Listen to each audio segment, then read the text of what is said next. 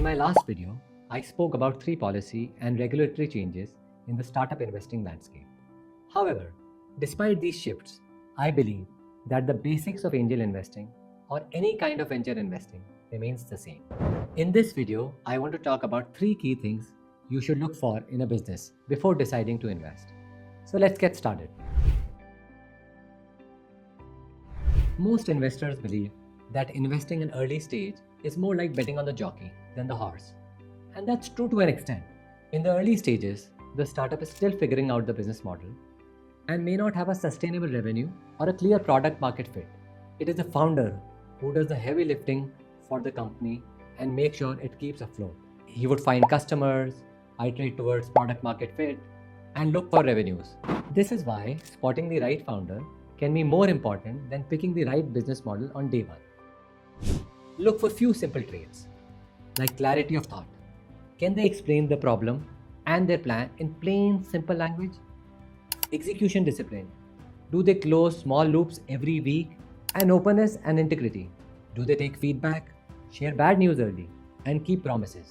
If you find a founder with these traits, back them, as they are the ones who will be able to navigate and pivot when assumptions break and keep team moving towards measurable outcomes even when the original plan changes. Finding a good founder is great, but even the best founder cannot build a lasting company in a weak market. The second thing you need to check is what they have actually done on ground. Focus on 2 questions. Do they really understand market they want to operate in?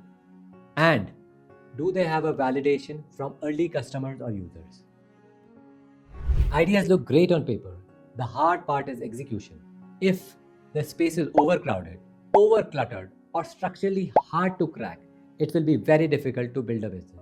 I've seen many companies die not because the founder was bad or lacked intent, but because the business they were trying to build was not viable.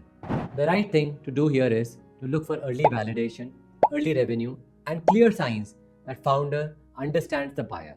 And if not, maybe you postpone the decision to invest and stay in touch with the founder and seek regular updates. Once you feel confident both in founder and their market understanding, then you can reinitiate the investment related conversation. If those boxes are ticked, the third and often the most important check is compliance and corporate governance. This is also the most common reason I see good businesses fail. If GST filings are not done properly, if books of accounts and finances are not in order and are all over the places, and if the cap table is messy, the company will eventually hit a wall. No matter how strong the product or market, weak basics will break the business. But before you invest, review the paperwork, make sure fundamentals are in place. All the statutory compliances, books of accounts are filed and maintained properly. There is a proper structured ESOP plan. Between the co-founders, there is a clean sign agreement. IP is with the company. And basic contracts with customers and vendors are very well documented.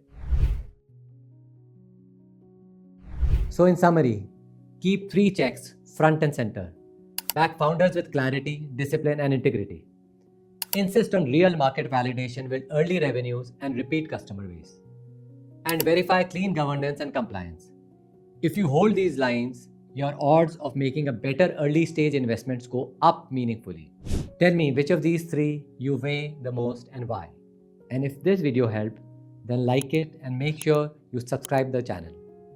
Drop your question in the comment and I will try to cover them in the next one.